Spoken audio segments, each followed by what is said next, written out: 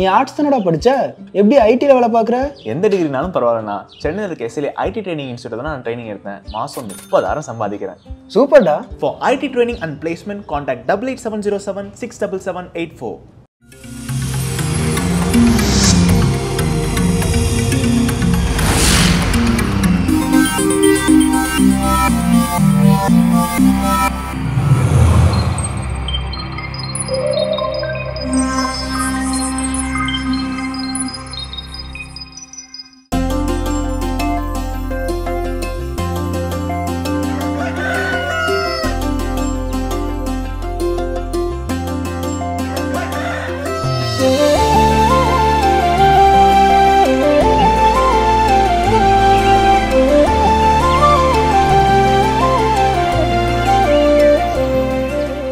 மாதா தொலைக்காட்சி அன்புள்ளங்கள் அனைவருக்கும் கடவுள் வணக்கம் நிகழ்ச்சியின் அன்பான வணக்கங்கள்.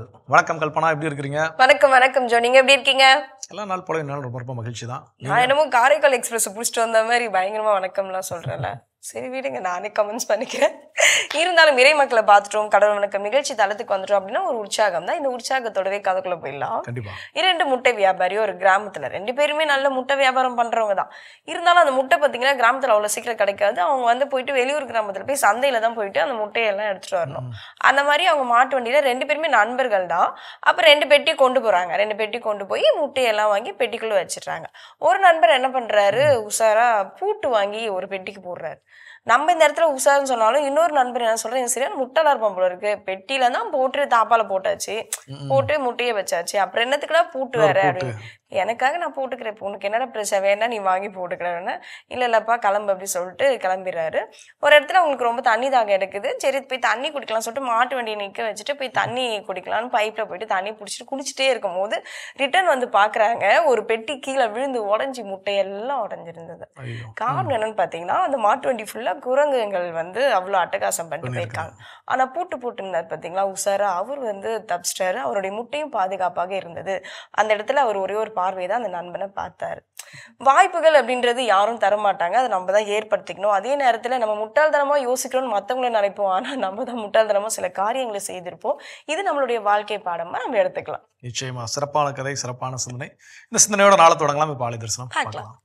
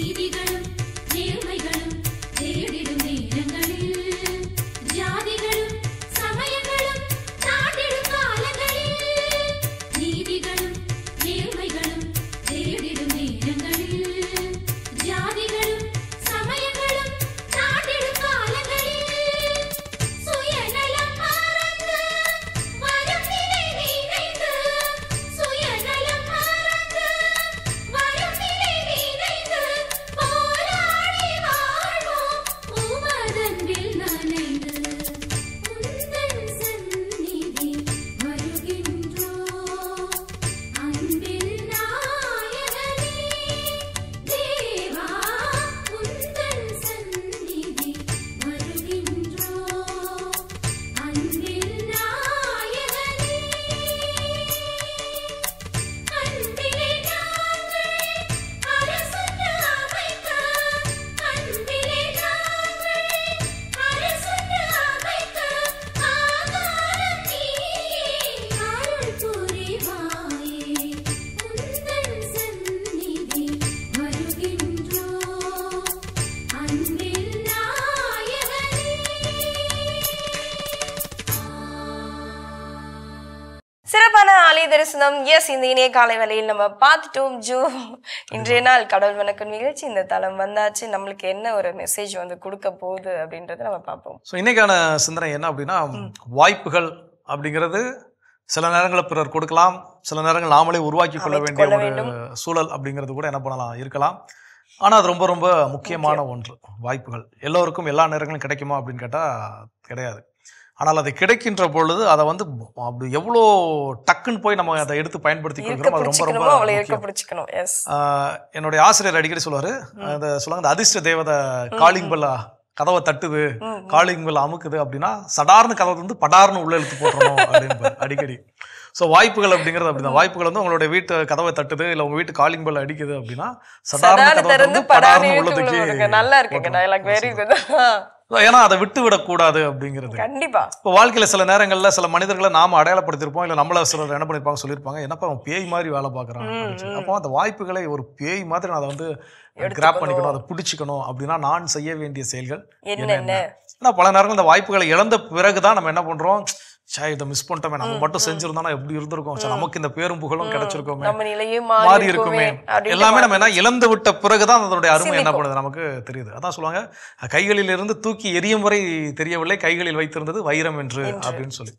அப்போ அந்த வாய்ப்புகளை நான் பயன்படுத்திக் கொள்வதற்கு, அதுவும் இதுல என்ன சொல்றாங்கன்னா, அண்டர்ஸ்டாண்ட், அந்த பீஸ்ட் மிருகம் மாதிரி பேய் மாதிரி அந்த வாய்ப்புகளை நான் பயன்படுத்திக் கொள்வதற்கு, நான் வெறித்தனமா உழைப்பதற்கு, வெறித்தனமா ஓடுவதற்கு நான் செய்ய வேண்டிய முதல் செயல் என்ன அப்படின்னா, உடனடியாக செயல்படுதல்.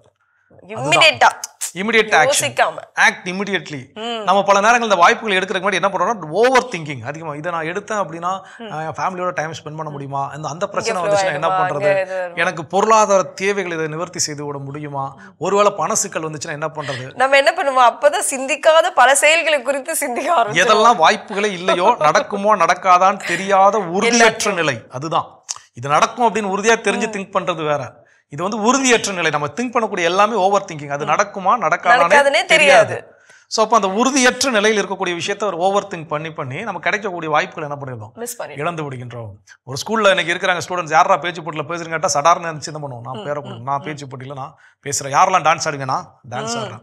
ஸோ இந்த வாய்ப்புகளை வந்து நம்ம வந்து உருவாக்கி கொள்வது, பெற்றுக்கொள்வது, நாம எடுத்துக்கிறதெல்லாம் என்னைக்கும் தப்ப. இன்னொருத்தர் வாய்ப்பை தட்டி பறிப்பதுதான் நீங்க தவறே தவிர, எனக்கான வாய்ப்புகள் ஓப்பன் ஃபோரம் அதில் கொடுக்குறப்போ என்ன பண்றோம், அதில் நான் எனக்கான வாய்ப்புகள் என்ன பண்ணும், எடுத்துக்கொள்ள வேண்டும். நிறைய நல்ல நல்ல மாற்றங்கள் அதனால நடக்கும். இன்னைக்கு எல்லாரும் விண்வெளியில் முதல்ல காலடி எடுத்து வைத்த நபர் யார் அப்படின்னு நம்ம சொல்றப்போ எல்லாரும் சொல்லுவாங்க, நீல் ஆம்ஸ்ட்ராங் தான் முதல்ல என்ன பண்ணாரு, காலடி எடுத்து வச்சாரு அப்படின்னு சொல்லி எல்லாருக்கும் தெரியும் அப்படின்னு சொல்லியிருக்கோம். ஆனா அன்னைக்கு அவர் நடந்த நிகழ்வுகளை பற்றிய ஒரு கதை, அது உண்மையா தெரியல. பட் ஒருவேளை அது உண்மையா இருந்தாலோ இல்லை ஒரு புனைவு கதையா இருந்தாலும் கூட நல்லா இருந்துச்சு அது விஷயங்கள். அப்போ முதலாக அங்க விண்வெளிக்கு அனுப்புவதற்கு என தயார் செய்யப்பட்ட ஒரு நபர் போக முடியாத சூழலை ரீப்ளேஸ் பண்ணப்பட்டவர் தான் நீல் ஆம்ஸ்ட்ராங். அப்போ அவர் முதலில் இறங்குவதற்கான அனுமதி அங்கே கொடுக்கப்படவில்லை. இன்னொருத்தர தான் என்ன பண்ணிருக்காங்க, இறங்க சொல்லியிருக்கிறாங்க. அவர் வந்து பயத்துல தயங்கி நின்றதுனால, அந்த ஒரு தயக்கத்துல அந்த வரலாற்றின் பேர் என்ன ஆகுது, மாற்றி அமைக்கப்பட்டது. ஸோ அப்போ வாய்ப்புகளை நாம் பெற்றுக்கொள்கின்ற பொழுது டக்குன்னு அதை நான் ஆக்ட் இமிடியட்லி அப்படின்னு நான் செயல்படுகின்ற பொழுது வரலாற்றில் என்னுடைய பெயரை என்னால் நிலைநிறுத்திக் கொள்ள முடியும். எஸ், அதிர்ஷ்டலட்சுமியை நம்ம எப்படி வந்து தூக்கி உள்ள போட்டுக்க போறோம் அப்படின்றத இன்னும் நம்ம தொடர்ந்து பேசலாம். இப்ப அடுத்த பகுதி பார்க்கலாம்.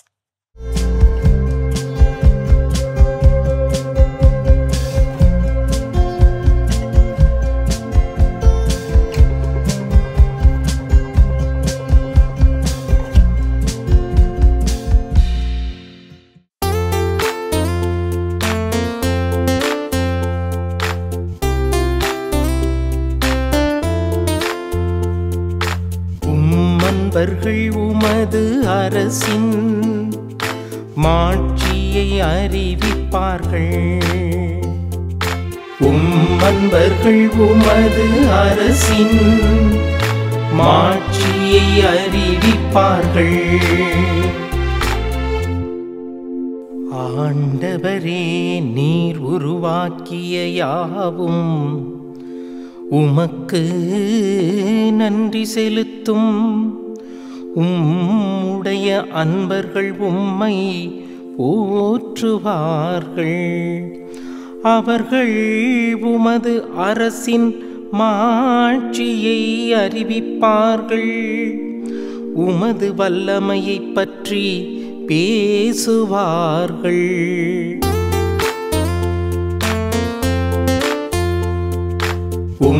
அன்பர்கள் உமது அரசின் மாட்சியை அறிவிப்பார்கள். அன்பர்கள் உமது அரசின் மாட்சியை அறிவிப்பார்கள். மானிடருக்கு வல்லமை செயல்களையும் உமது அரசுக்குரிய மாட்சியின் பேரொளியையும் புலப்படுத்துவார்கள். உமது அரசு எல்லா காலங்களிலும் உள்ள அரசு. உமது ஆளுகை தலைமுறை தலைமுறையாக உள்ளது.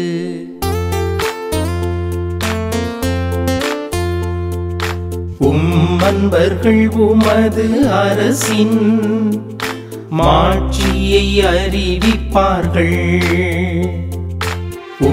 அன்பர்கள் உமது அரசின் மாட்சியை அறிவிப்பார்கள்.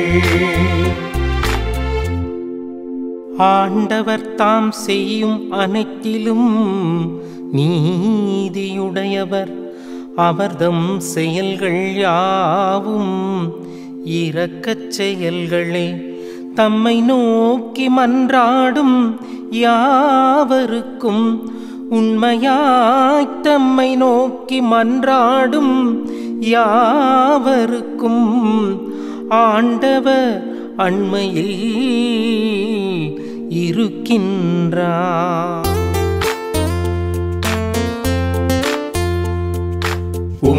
அன்பர்கள் உமது அரசின் மாட்சியை அறிவிப்பார்கள். அன்பர்கள் உமது அரசின் மாட்சியை அறிவிப்பார்கள். மாதா தொலைக்காட்சியின் அன்பு நேயர்களே, இயேசுவின் நாமத்தில் உங்களை வாழ்த்துகின்றேன்.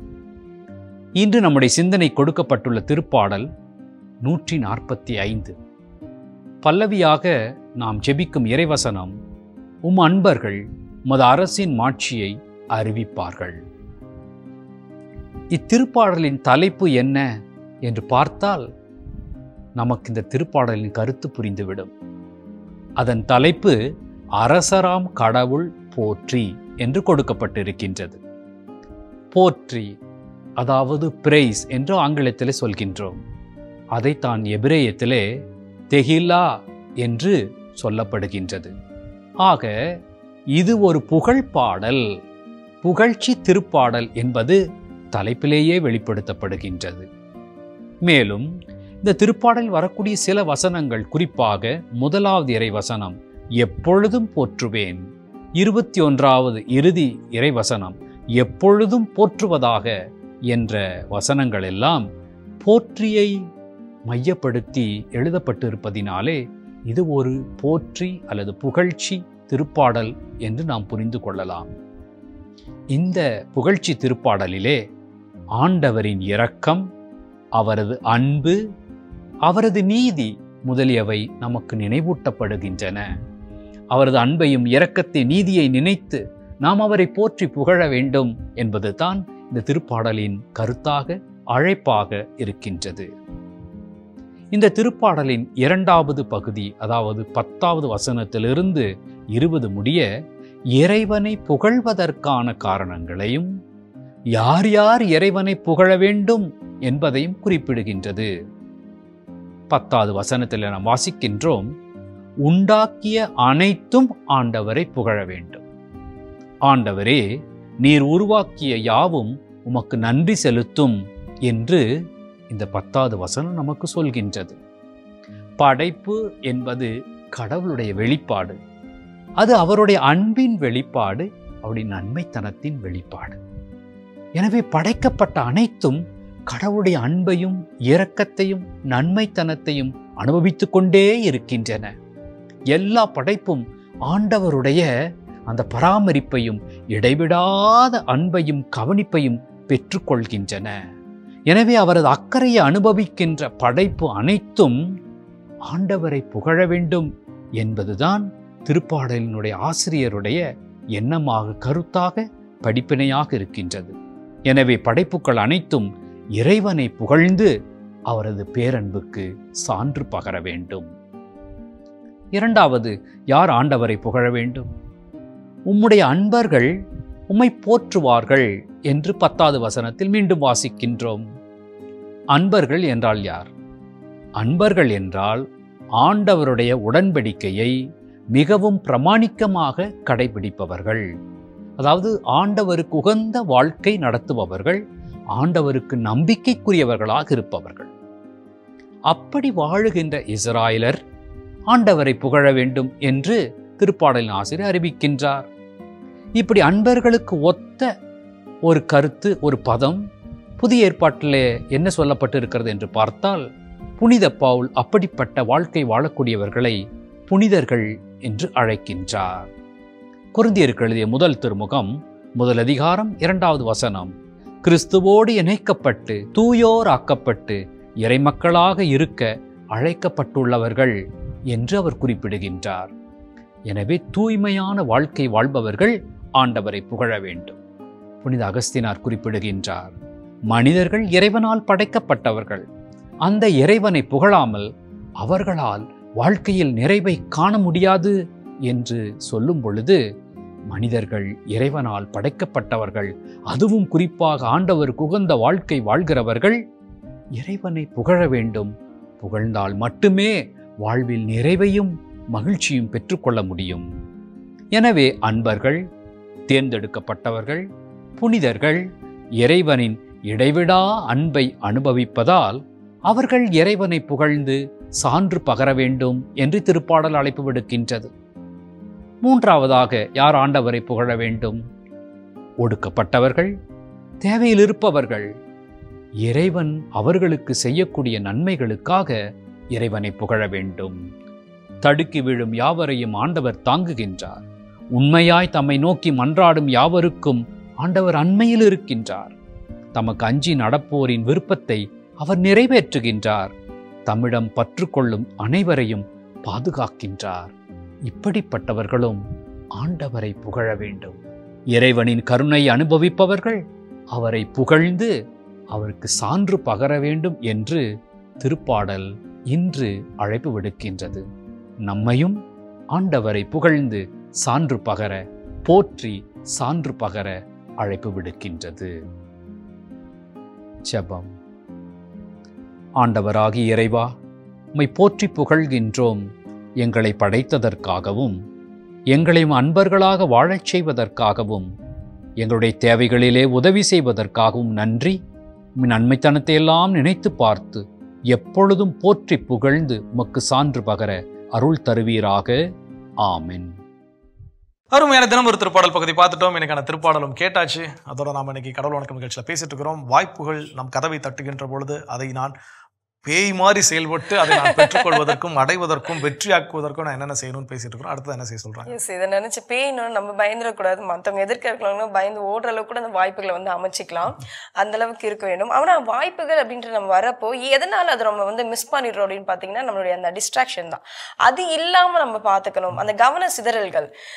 ஓகே, இப்போ நம்ம ஏதோ ஒரு ஒர்க் எடுத்து அதை வந்து நம்ம வந்து ஃபுல்ஃபில்லோட நம்ம பண்ணணும் அப்படின்றப்போ நமக்குன்னு சுற்றி எங்கேருந்துலாம் வருவாங்கன்னு தெரியாது, இல்லை அந்த டிஸ்ட்ராக்ஷன் எங்கேருந்து வரணும்னு தெரியாது. பட் அதை தெரிந்து நம்ம அதை கரெக்டாக வந்து செஞ்சிட்டோம் அப்படின்னா நம்மளுடைய வாய்ப்பை நம்ம கரெக்டாக அமைச்சிக்கிட்டோம் அப்படின்றத உறுதிப்படுத்தி. நிச்சயமா அந்த டிஸ்ட்ராக்ஷன்ஸ் வெளியே இருந்து வரதா இருக்கலாம், நமக்குள்ளே இருந்து வரக்கூடிய டிஸ்ட்ராக்ஷனாக கூட என்ன பண்ணலாம் இருக்கலாம்.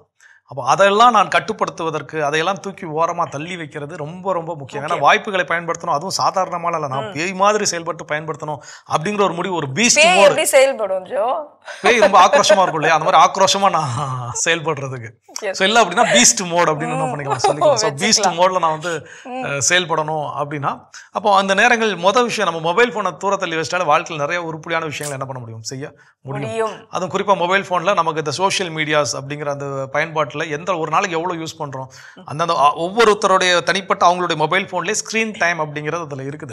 நீங்கள் அந்த ஸ்க்ரீன் டைமை போய் பார்த்தாலே எதில் நீங்கள் அதிகப்படியான நேரம் ஒட்டுமொத்தமாக எவ்வளோ நேரம் செலவிட்டுருக்கிறீங்க, எந்தெந்த அப்ளிகேஷன்ஸில் எவ்வளோ நேரம் செலவிட்டுருக்கிறீங்க எல்லாமே அதுவே என்ன பண்ணும் நமக்கு காட்டி கொடுக்கும். அப்போ அதிலே தெரிஞ்சிடும் வாழ்க்கையில் உருப்படியாக நம்ம செய்கிறோமா இல்லை உருப்படி இல்லாமல் போகிறதுக்கு நம்ம செய்கிறோமா அப்படின்னு சொல்லி. அப்போ இந்த டிஸ்ட்ராக்ஷன்ஸ் இதெல்லாம் நம்ம தூர தள்ளி வைத்து விட்டால் மட்டும்தான் என்னுடைய ஃபோக்கஸ் என்ன, என்னுடைய கவனம் என்ன, நான் எதை நோக்கி என் கவனத்தை செலுத்துகிறேன், அது எனக்கு ரொம்ப ரொம்ப தெளிவா இருக்கும். ஸோ அப்பதான் ஒரு திரைப்படத்தில் வடிவேல் சொல்லுவார், அதான் மின்னல் வேகத்துல போயிட்டு இருக்கேன், குறுக்க தண்ணிலார் எதுவும் வந்துடக்கூடாது அப்படின்னு சொல்ற மாதிரி அந்த டிஸ்ட்ராக்ஷன்ஸ் குறுக்க வரக்கூடிய எந்த ஒரு விஷயத்தையும் வரவிடாமல் செய்வது ரொம்ப ரொம்ப முக்கியம். எஸ், வாய்ப்புகள் இன்னும் நம்ம எப்படி எப்படிலாம் அமைத்துக் கொள்ளலாம்ன்றதை நம்ம தொடர்ந்து பேசுவோம். இப்ப அடுத்த பகுதி பார்க்கலாம்.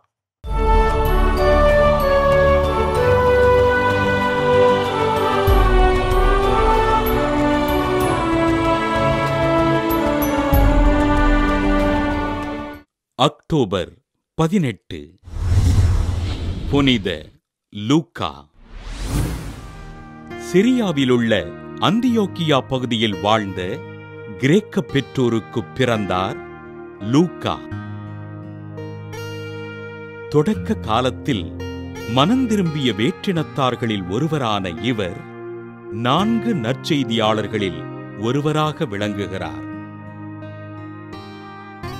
திருத்தூதர் பவுலின் சீடரான இவர் அவரோடு இணைந்து ரோமை மற்றும் கிரீஸ் நாடுகளில் ஆண்டவரின் பணிகளைச் செய்தார். புனித பவுல் ரோமையில் கைது செய்யப்பட்டு சிறையில் அடைக்கப்பட்ட போது தனித்திருந்த இவர் லூக்கா நற்செய்தியினையும் திருத்தூதர் பணி நூலினையும் எழுதுவதற்கு தேவையான சான்றுகளை தேடிப் பெற்றார். சிறந்த எழுத்தாளரான இவர் தன் நற்செய்தியில் சமாரியர், தொழுநோயாளிகள், ஆயக்காரர், படைவீரர்கள், பெரும் பாவிகள், கல்வியறிவில்லாத இடையர்கள் போன்றோர் மீது ஆண்டவர் இயேசு மனம் இறங்கியதை அழுத்தமாக பதிவு செய்கின்றார். இவர் எழுதிய லூக்கா நற்செய்தி விசுவாசத்தினால் வருகின்ற மகிழ்ச்சியினையும் திருத்தூதர் பணி திருச்சபையில் தூய ஆவியானவர் எப்பொழுதும் செயல்படுகின்றவராக இருக்கின்றார் என்பதினையும் தெளிவாக எடுத்து கூறுகின்றது. மருத்துவரும் ஓவியருமான இவர் ஏழை மக்களுக்கு இலவசமாக மருத்துவம் செய்து அவர்களுக்கு ஆறுதல் கூறினார். புறவினத்தாரும் புரிந்து கொள்ளும்படியாக லூக்கா நற்செய்தியினை கட்டமைத்து அம்மக்களிடையே மனம் மாறி நற்செய்தியினை நம்புங்கள் என்று கூறிய லூக்கா கிபி 74ஆம் ஆண்டு விண்ணகம் சென்றார். ஆண்டவர் பிறப்பு முதல் இறந்து உயிர்த்தெழுந்தது வரை நடந்த நிகழ்வுகளை ஒன்று திரட்டி இவ்வுலகிற்கு தொகுத்தளித்த நற்செய்தியாளர் லூக்காவினை திரு அவை புனிதராக உயர்த்தி ஓவியர்கள் மற்றும் மருத்துவர்களுக்கு பாதுகாவலராக அறிவித்தது.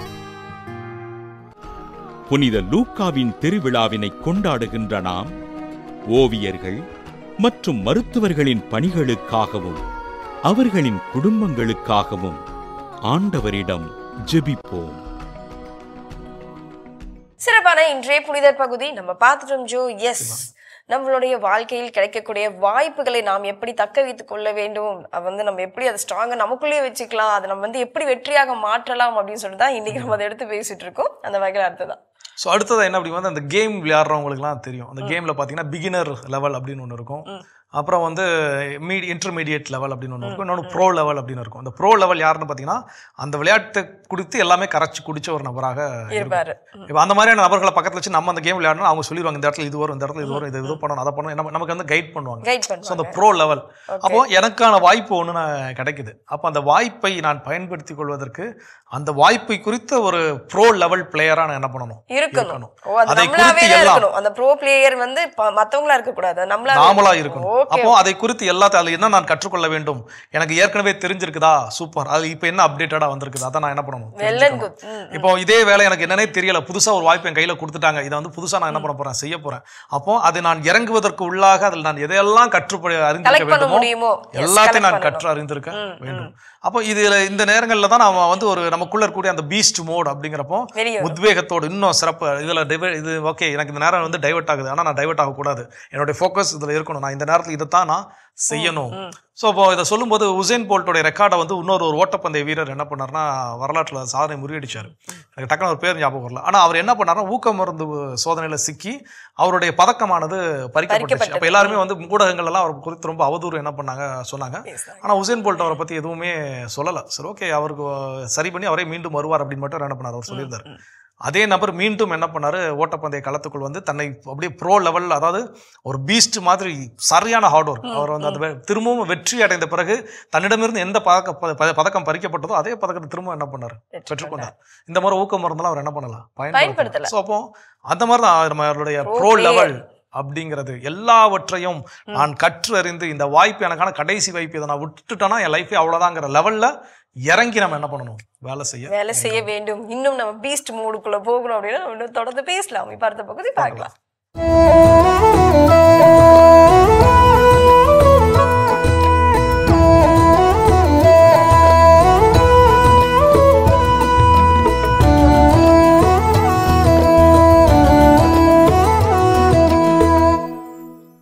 இந்த இரண்டும் சொல்லான் ஊர் கதை தெரியுமா? திருநெல்வேலியிலிருந்து சங்கரன் கோயில் போற பாதையில அழகிய பாண்டியபுரம் பக்கத்துல இருக்குது அந்த கிராமம். எந்த கிராமம்? இரண்டும் சொல்லான் கிராமம். இந்த பெயருக்கு பின்னால ஒரு வரலாற்று நிகழ்வு இருக்கு, கேளுங்க. அது ஒரு விவசாய கிராமம். ஆரம்பத்துல அந்த ஊரு பேரு விடலை கண்ட கோபாலபுரம். விடலை கண்ட கோபாலபுரம், தர்ம நீதிக்கு பேர் போன ஊர் அது. இதை கேள்விப்பட்டு கொஞ்ச வருஷத்துக்கு முன்னால ஒரு தாயும் மகளும் இந்த ஊருக்கு வந்திருக்காங்க. தேனி மாவட்டத்திலிருந்து கிளம்பி ஒரு வழக்கோட அங்க வந்திருக்கிறாங்க. அவங்க கொண்டு வந்த வழக்கு இதுதாங்க.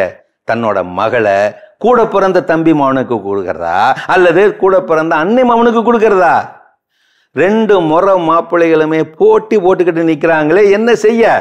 பல ஊர் பஞ்சாயத்துகளுக்கும் போனாங்க, திருப்திகரமான தீர்ப்பு எங்கேயும் கிடைக்கல. இந்த விடலை கண்ட கோபாலபுரம் ஊரோட நேர்மையான பஞ்சாயத்தை கேள்விப்பட்டு தான் இங்க வந்திருக்காங்க. ஊர் நாட்டாம வழக்க விசாரிச்சாரு. தீர்ப்பு அடுத்த நாள் அப்படின்னு சொல்லிட்டு போயிட்டாரு.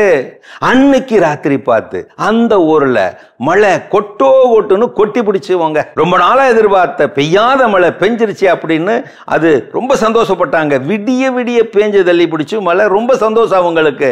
மழையை பார்த்த மகிழ்ச்சியில அடுத்த நாள் தீர்ப்பு சொல்லணுமே அப்படிங்கிறத சுத்தமா அவங்க மறந்து போய் அந்த நாட்டாம உழவு மாட்டை ஓட்டிக்கிட்டு வயலுக்கு கிளம்பி விட்டாரு. மற்றவங்களும் அந்த வழக்க மறந்தே போயிட்டாங்க.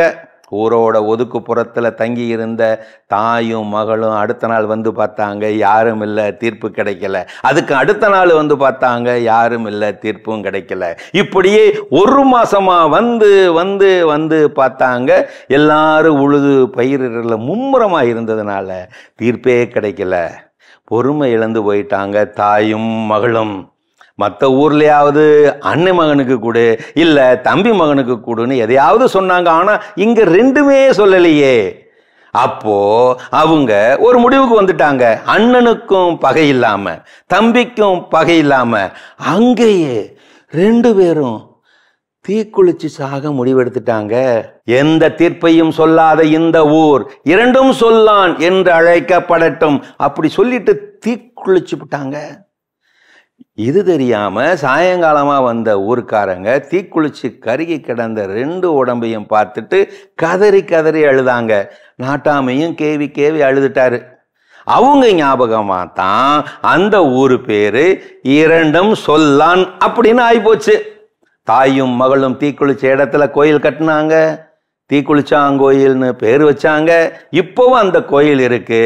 அவங்களோட உறவுக்காரங்க தேனி பகுதியிலிருந்து பங்குனி உத்தரம் அன்னைக்கு இப்போவும் வந்து வருஷா வருஷம் கும்பிட்டுட்டு போறாங்க. இதுதான் 2ம் சொல்லான் ஊர் கதை. எங்கேயோ இருக்கிற கடவுள் தான் ஆங்காங்கே இப்படி சாமிகளா உருவாகிறாங்க, உலா வர்றாங்க. ஆம், அகால மரணம் அடைந்த ஆசாமிகளே சாமிகள். இப்படி ஒரு ஊரக சாமி நறுக்கு சிந்தனை. ஹைக்கு. சாமி, எங்கள் குடிசையில் அடிக்கடி சாமி ஆடுவாள் அம்மா. ஏனோ தெரியவில்லை, அன்றும் இன்றும் குடிசைக்கே வருகிறது சாமி, மாடிக்கே போகிறது வரம். செமல்ல? அருமையான கதைகள் 1000 பகுதி பார்த்துட்டோம். இன்னைக்கான கதையும் சிந்தனையும் கேட்டாச்சு. அதோட நாம இன்னைக்கு பேசிட்டு இருக்கிறோம் கடவுள் வணக்கம் நிகழ்ச்சியில். நம்முடைய வாழ்க்கையில் கிடைக்கக்கூடிய வாய்ப்புகளை நான் வெற்றியாக மாற்றுவதற்கு, நான் ஒரு மிருகம் போல செயல்படுவதற்கு செய்ய வேண்டிய செயல்கள் என்னென்னு பேசிட்டு இருக்கிறோம். அடுத்ததான் என்ன சொல்றாங்க? மிருகம் போல அப்படின்னு நம்ம செயல்படுறப்போ கண்டிப்பா அதுக்கான வெற்றியினுடைய அந்த பயணத்தை நோக்கி தானே நம்ம போகும். அப்படி போயிட்டு இருக்கப்போ நம்மளோட வேலைகளை அவ்வளோ ஃபுல் பிளேஜா செஞ்சுட்டு இருக்கப்போ ஒரு சின்ன ஒரு விசுவலைஸ், அதாவது அந்த காட்சிப்படுத்தி பார்க்கறதுல ரொம்ப அற்புதமான ஒரு காரியம் அது நம்மளுடைய வாழ்க்கை.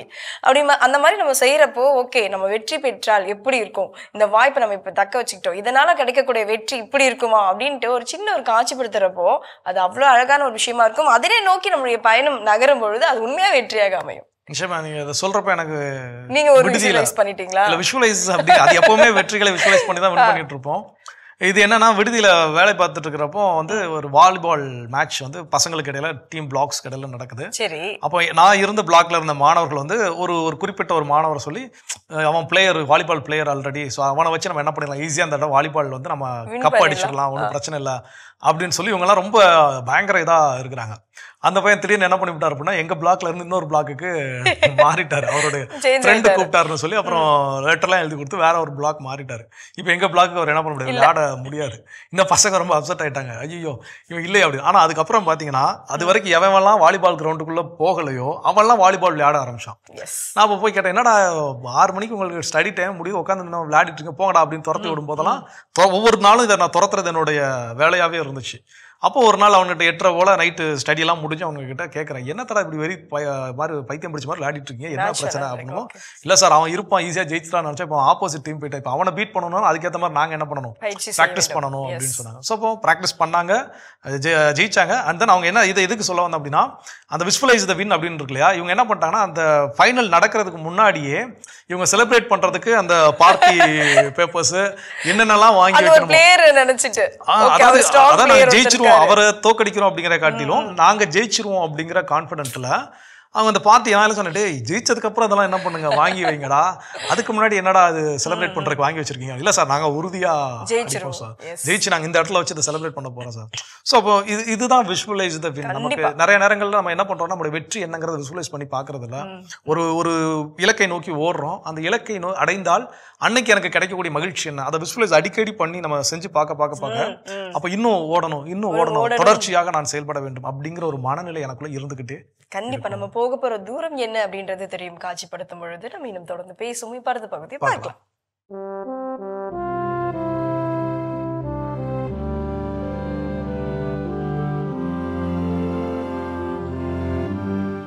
அன்புக்குரியவர்களே, ஆண்டவர் இயேசுவின் இனிய திருப்பெயரில் உங்களை அன்போடு வாழ்த்துகின்றேன். இயேசுவின் ஆளுமை என்னும் தொடரில் இன்று முதல் இயேசுவின் இரத்தத்தை பற்றிய சில செய்திகளை உங்களோடு பகிர்ந்து கொள்ள விரும்புகின்றேன். ஆளுமைக்கும் இரத்தத்துக்கும் என்ன தொடர்பு இருக்கிறது? நல்ல ஆளுமைகள் தங்களுடைய இரத்தத்தையும் இந்த உலகம் உய்வதற்காக கொடுக்கிறார்கள். அவர்களே சிறந்த ஆளுமைகள், சிறந்த தலைவர்கள். பாரதிதாசனுடைய பாடல் வரிகள் நினைவுக்கு வருகின்றன. சித்திரச் சோலைகளே, உம்மை நன்கு திருத்த இப்பாரினிலே, முன்பு எத்தனை தோழர்கள் இரத்தம் சொரிந்தனரோ உங்கள் வேர்களிலே என்ற அருமையான பாரதிதாசனுடைய வரிகள். சித்திரச் சோலைகள் இன்று சோலைகளாக காட்சி தருகின்ற பூங்காக்கள் எல்லாம் ஒரு காலத்தில் பாலை நிலங்களாக இருந்தன. அவற்றையெல்லாம் சீர்படுத்தி அவற்றை மலர் சோலைகளாக மாற்றுவதற்கு தோழர்கள், எத்தனை தோழர்கள் இரத்தம் சொரிந்தனரோ உங்கள் வேர்களிலே என்று பாரதிதாசன் பாடியிருக்கிறார். ஆகவே நல்ல உழைப்பாளர்கள், தோழர்கள், பாட்டாளிகள் இவர்களுடைய இரத்தம்தான் இந்த உலகை மேம்படுத்துகிறது. இயேசுடைய இரத்தம் இந்த உலகை தூய்மைப்படுத்தி இருக்கிறது, இந்த உலகை மீட்டிருக்கிறது. இயேசு தன்னுடைய இரத்தத்தையே சிந்தினார். நல்ல ஆளுமைகள் தங்களுடைய இரத்தத்தை சிந்துகிறார்கள். இரத்தம் உலகை தூய்மைப்படுத்துகிறது. எபிரேயர் திருமடல் 9:22 சொல்கிறது, எல்லாமே இரத்தத்தினால் தூய்மையாக்கப்படுகின்றன. திருச்சட்டத்தின்படி ஏறத்தாழ எல்லாமே இரத்தத்தினால் தூய்மையாக்கப்படுகின்றன. இரத்தம் சிந்துதலின்றி பாவ மன்னிப்பு இல்லை. இயேசுவும் தம் இரத்தத்தை சிந்தி நம்மை மீட்டு கொண்டார். மத்தேயு 26:28 வாசிக்கின்றோம், இது எனது உடன்படிக்கையின் இரத்தம், பலருடைய பாவ மன்னிப்புக்காக சிந்தப்படும் இரத்தம் என்று இயேசு கூறினார். ஆகவே இயேசுடைய இரத்தம் நமக்கு மீட்பை தருகிறது, பாவ மன்னிப்பை தருகிறது. இயேசு தன்னுடைய இரத்தத்தையே சிந்தி நம்மை மீட்டு கொண்டார், நம்முடைய பாவங்களை மன்னித்தார். அது அவருடைய ஆளுமைக்கு பெருமை சேர்க்கிறது. யாரெல்லாம் இரத்தம் சிந்துகிறார்களோ அவர்கள் போற்றுதற்குரியவர்கள். இயேசுவும் தன்னுடைய இரத்தத்தை சிந்தி நம்மை மீட்டார். அதன் வழியாக அவர் பேராளுமையாக திகழ்கிறார். அவரை போற்றுவோம், அவரை வழிபடுவோம், அவரே நம் ஆண்டவர் என்று கொண்டாடுவோம். உங்களுக்கு அமைதி உரித்தாகுக. சிறப்பான இயேசுவின் ஆளுமைகள் பகுதி நம்ம பார்த்துட்டோம். எஸ், இன்றைய நாள் ஒரு சிறப்பான நாள்லயே சொல்லலாம். ஏன்னா ஒவ்வொருத்தருமே நம்ம வாழ்ற வாழ்க்கையில ஏதாவது ஒரு வாய்ப்புகள் எங்கேயாவது ஒரு கதவை தட்டி வந்துடாதா, அந்த வாய்ப்புகளை நம்ம அமைச்சிக்க மாட்டோமா அப்படின்னு சொல்லிட்டு பல ஏக்கத்தோட தான் வாழ்ந்துட்டு இருக்கோம். அந்த மாதிரி ஒரு வாய்ப்புகள் நம்ம கிட்ட கிடைச்சிருச்சுப்பா அப்படின்னா அதை நம்ம எப்படிப்பா தக்க வச்சுக்கணும் ஸ்ட்ராங்கா அப்படின்றது தான் பேசிட்டு இருக்கோம் இல்லையா? அந்த வகையில அடுத்ததான் என்ன பண்ணணும்? ஸோ அடுத்ததாக எனக்குள்ளே இருக்கக்கூடிய பீஸ்ட் மோட நான் எழுப்பி என்னுடைய வாய்ப்பை நான் வெற்றியாக மாற்றுவதற்கு திடீர்னு பாதியிலேருந்து யாராவது கடவுள் வழக்கம் பார்த்தாங்கன்னா என்னடா இது இன்னைக்கு மிருகம் மாறிங்க பேய் மாறிங்க அப்படின்னா அது ஆக்கப்பூர்வமாக நாம் அப்படியே ஆற்றலோடு செயல்பட வேண்டும். நான் என் இலக்கை நோக்கிய பயணம், அதற்குள் எனக்குள் நான் எழுப்ப வேண்டிய, அதாவது ஒரு திரைப்படத்தை சொல்லுவாங்கல்ல, எனக்குள்ள ஒரு மிருகம் தூங்கிக்கிட்டு இருக்கு, அப்போ அதை எழுப்பி நான் வாழ்வில் வெற்றி பெறுவதற்கு என்னுடைய வாய்ப்பை பயன்படுத்திக் கொள்வதற்கு. அப்போ அதில் அடுத்ததாக செய்யக்கூடிய விஷயம் என்ன அப்படின்னா, நம்ம ஒரு சில நபர்களை நம்ம பார்த்துருப்போம். எக்ஸாம்ஸ் முன்னாடியோ இல்லை ஏதோ ஒரு ஸ்போர்ட்ஸோடைய டோர்னமெண்ட்டுக்கு முன்னாடியோ வரைக்கும் அவங்க சாதாரணமாக கேஷுவலாக எல்லாம் இருக்கும். ஆனால் அந்த டேட் அனௌன்ஸ்மெண்ட் பண்ணக்கப்புறம் குறிப்பாக இந்த மாதிரியான போட்டித் தேர்வுகளுக்கு படிக்கக்கூடிய மாணவர்கள் அவங்களெல்லாம் பார்த்தோம் அப்படின்னா, அந்த டேட் அனௌன்ஸ் பண்ணிட்டாங்கன்னா அவங்களுடைய லைஃபை ஒரு மாதிரி சேஞ்ச் ஓவர் ஆன மாதிரி இருக்கும். திடீர்னு நம்ம வெளியே கூப்பிட்ற நேரத்துக்கு இல்லை எனக்கு படிக்க வேண்டிய வேலை இருக்குது அப்படிம்பாங்க. எதில் அவங்க கவனத்தை செலுத்த வேண்டுமோ அதில் அவங்களுடைய கவனம் முழுமையாக செலுத்தி இருப்பாங்க. ஸோ அப்போ அதுதான் நம்மக்கிட்ட அடுத்ததான் நடக்க வேண்டிய ஒரு சேஞ்ச் ஓவர். அப்போ அது வரைக்கும் நான் விளையாட்டுத்தனமாக இருக்கலாம், எதை பற்றியும் சீரியஸ்னஸ் இல்லாமல் இருக்கலாம். இப்போ சில நேரங்களில் கல்லூரியில் படிக்கும் போதும் சரி, அந்த செமஸ்டர் எக்ஸாம் முந்தின நாள் வரைக்கும் எல்லாமே ஜாலியாக விளையாட வைக்கிறதா இருக்கும். ஆனால் அந்த செமஸ்டர் எக்ஸாம் ஸ்டார்ட் ஆகிட்டுனா எங்கேருந்து தான் அந்த சின்சியாரிட்டி வரும்லாம் தெரியாது. 9 மணி 10 மணிக்கெல்லாம் படுத்து தூங்க போனோம், 12 மணி வரைக்கும் முடிச்சிருந்து உட்காந்து என்ன பண்ணுவாங்க, படிப்பாங்க. ஸோ ஓவர் நைட்டில் அந்த ஒரு 6 மாத காலங்கள் படிக்காத எல்லா விஷயத்தையும் அந்த ஒரே ஒரு நாள் நைட்டில் என்ன பண்ண முடியும், படிக்க முடியுது, சேஞ்ச் ஓவர் பண்ண முடியுது இல்லையா? ஸோ அப்போ அந்த சேஞ்ச் ஓவர் என்னுடைய வாய்ப்பை நான் வெற்றியாக மாற்றுவதற்கு ரொம்ப ரொம்ப அமையும் என்பதில் சந்தேகம் இல்லை. நம்ம இன்னும் தொடர்ந்து பேசலாம் ஒரு சின்ன பிரேக்கு. நிச்சயமா.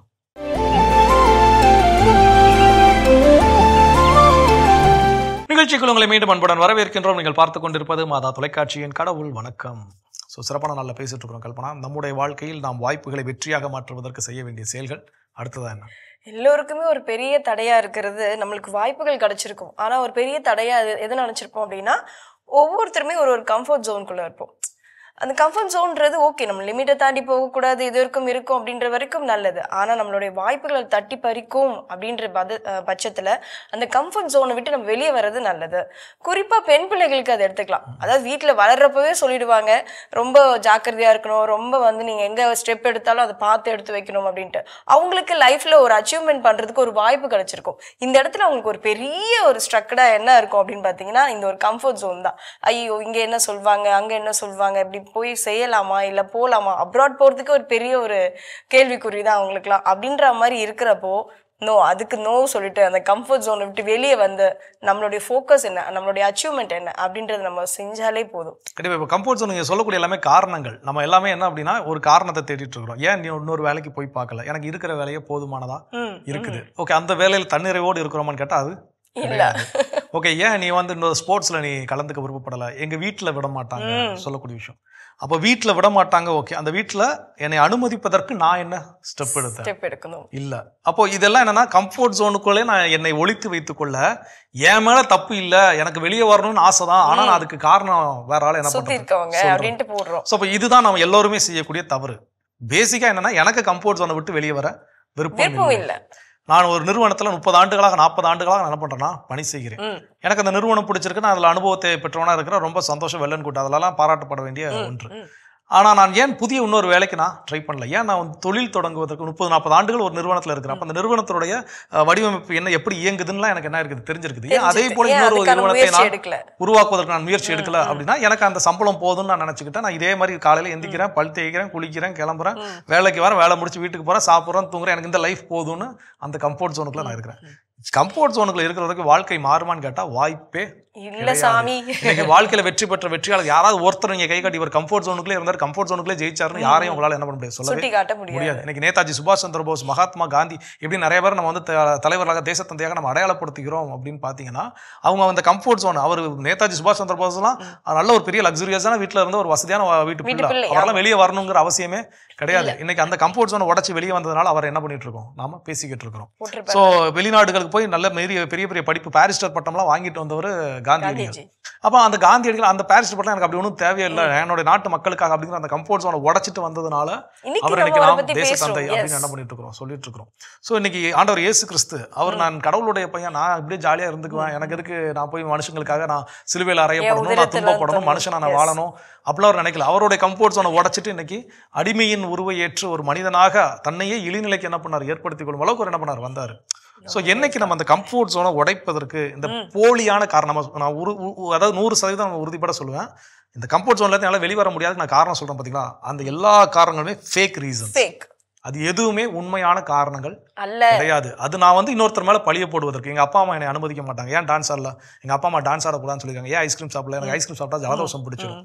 ஸோ எல்லா முடிவுகளை எடுப்பதற்கும் ஒரு காரணத்தை நான் ரெடிமேடா வச்சிருக்கேன்னா அந்த காரணம் உண்மையான காரணம் கிடையாது. எனக்கு வெளிவர இஷ்டம் இல்லை, அதுதான் உண்மையான காரணம். அப்ப அந்த கம்ஃபர்ட் ஜோனை உடைச்சிட்டு வெளியே வரலன்னா வாழ்க்கையில் எந்த மாற்றங்களும் நடக்காது என்பதில் நாம் தெளிவு கொள்வோம். தொடர்ந்து பேசுவோம். இப்ப அடுத்த பகுதி பார்க்கலாம்.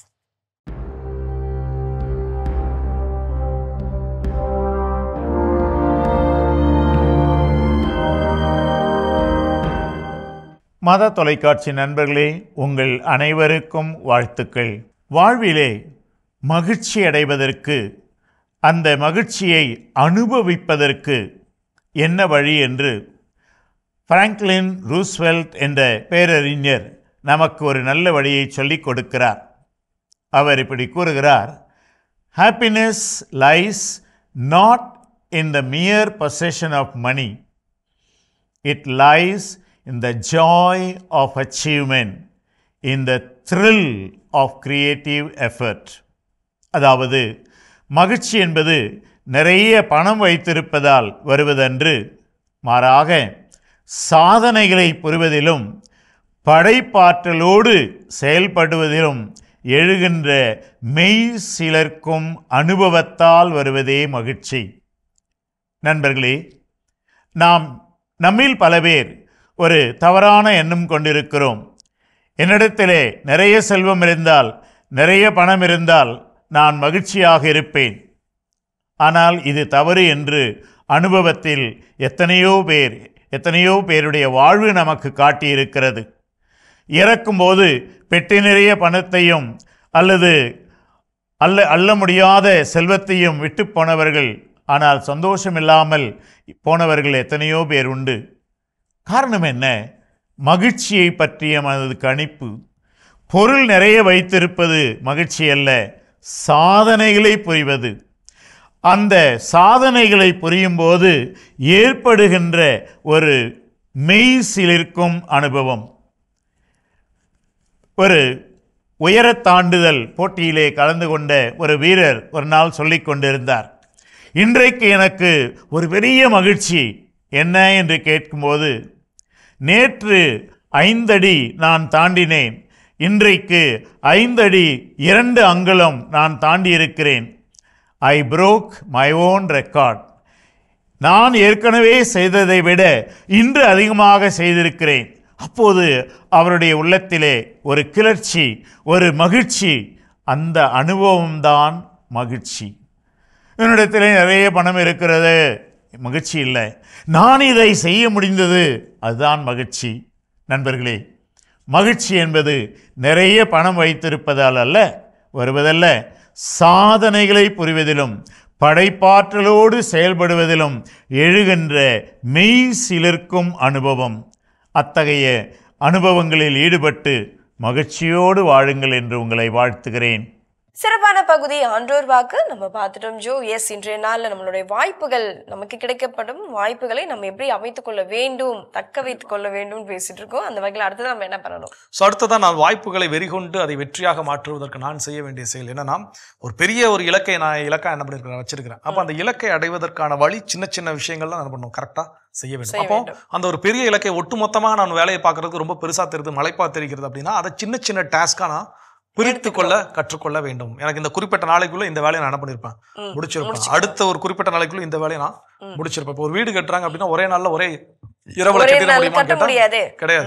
ஸோ அப்போ அதற்கு ஏற்றார் போல என்ன பண்ணுவாங்க, இத்தனை நாள்ல அஸ்திவாரம் போடுறதுக்கு இவ்வளவு நாள், அதுல கான்கிரீட் போட்டு அதை எழுப்புவதற்கு இவ்வளவு நாள், அதற்கு மேல முதல் அடுக்கை கட்டுவதற்கு இவ்வளவு நாள். அப்போ ஒவ்வொன்றுக்கும் அதுக்கான காலங்கள் இருக்குது. அப்போ அதுக்குள்ள அதை என்ன பண்ணணும், கரெக்டா முடிக்கணும். இடையில மழை பெய்யுது, வெயில் அடிக்குது, கட்டுமான பொருட்கள் கிடைக்கல, அப்போ அதை டேலி பண்றதுக்கு என்ன பண்ணணும், ஒர்க் பண்ணணும். ஸோ நம்ம திட்டமிட்ட எல்லாமே திட்டமிட்டபடி தான் நடக்குமான்னு கேட்டா நடப்பது அப்படிங்கிறது தெரியாது. நடக்கலாம், நடக்காமலும் இருக்கலாம். அப்போ நடந்துச்சுன்னா என்ன பண்ணணும், நடக்கலன்னா என்ன பண்ணணும், அந்த திட்டமிடல். ஸோ அப்போ ஒரு பெரிய வேலையை எடுத்து ஐயோ இவ்வளவு பெருசா நான் எப்படி முடிக்க போறேன்னு மலைப்பதற்கு பதிலாக அதை சிறு சிறு வேலையாக பிரித்து அதே உத்வேகத்தோடு உற்சாகத்தோடு தொடர்ச்சியாக செய்தல், அதுதான் கன்சிஸ்டன்சி ரொம்ப ரொம்ப முக்கியம். அதை நான் செய்யறப்போ என்னுடைய வாய்ப்பை என்னால் வெற்றியாக மாற்றிக்கொள்ள முடியும். எஸ், இன்னும் நமக்கு கிடைக்கக்கூடிய வாய்ப்புகளை எப்படி வெற்றியாக அமைத்துக் கொள்ளலாம் என்றது நம்ம தொடர்ந்து பேசுவோம். பார்த்த பகுதி பார்க்கலாம்.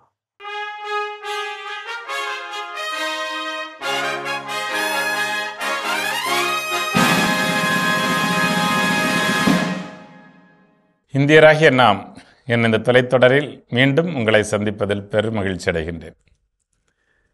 நேற்று நாம் நம்முடைய பாராளுமன்றத்தின் மேல் சபை எப்படி அமைக்கப்பட்டிருக்கிறது என்பதை பார்த்தோம்.